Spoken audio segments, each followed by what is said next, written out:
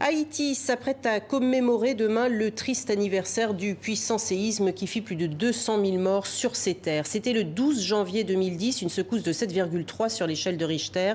Un drame donnant lieu à un élan de solidarité peu commun. Une quarantaine de pays et d'organisations internationales contribuèrent financièrement aux opérations d'urgence, de reconstruction également.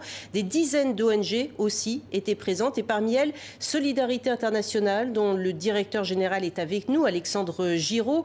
Bonjour Monsieur Giraud. Alors, comment s'est reconstruit le pays depuis? Quel est le constat que fait votre ONG sur place?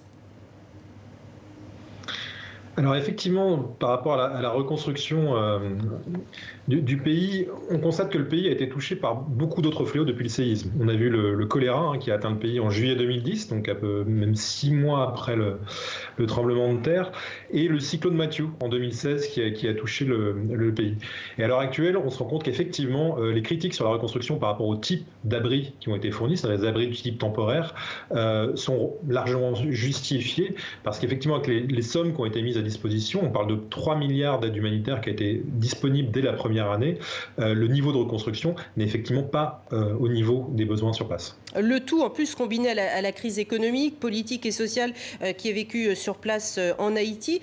Comment le pays peut-il relever la tête? On critique notamment le manque de structures étatiques. On dit que c'est presque, les ONG sont presque un État dans l'État. Vous partagez cet avis? Alors effectivement, la critique des ONG qui sont un État dans l'État est longue.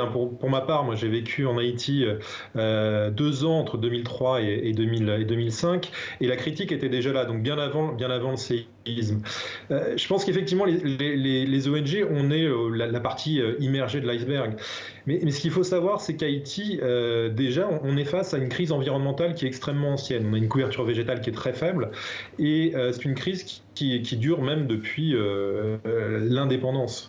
C'est-à-dire que la France a déjà laissé un pays qui était ravagé en termes de ressources aux Haïtiens. On a également évidemment une faiblesse au niveau des institutions politiques et gouvernementales. Il faut rappeler que les ONG humanitaires en particulier, nous sommes là pour répondre à des problèmes immédiats et directs. On met des pansements sur des plaies.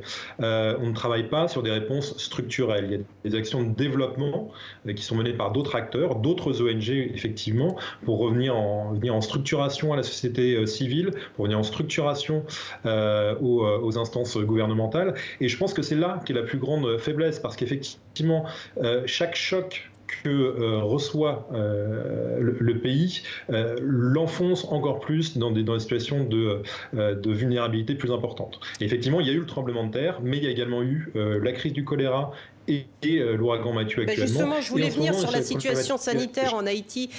Quelle est-elle? On dit que sur 193 pays dans le monde, Haïti se classe au 14e rang mondial des plus vulnérables. Alors, il y a le choléra, vous venez de l'évoquer, il y a d'autres fléaux. Qu'en est-il? Alors actuellement, si on peut voir une note positive par rapport à tout cela, c'est que le choléra qui a été introduit en 2010 par les casques bleus en Haïti, il n'y avait pas de choléra avant en Haïti, on est proche de l'élimination du choléra. Donc ça, ce serait une nouvelle positive, et ce serait une des rares nouvelles positives.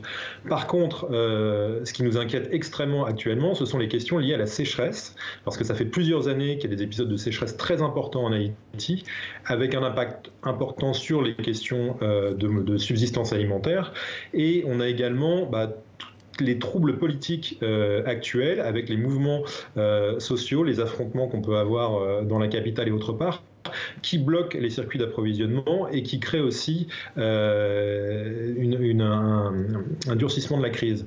Si vous mettez à côté de ça effectivement des épisodes cycloniques qui sont assez réguliers et qui détruisent les récoltes à certains moments, on est face finalement à un empilement de facteurs de crise qui fait qu'on a une situation en termes de sécurité alimentaire qui est dramatique. Actuellement, on estime qu'il y a près un tiers de la population haïtienne qui est en situation de difficulté en termes d'accès à l'alimentation.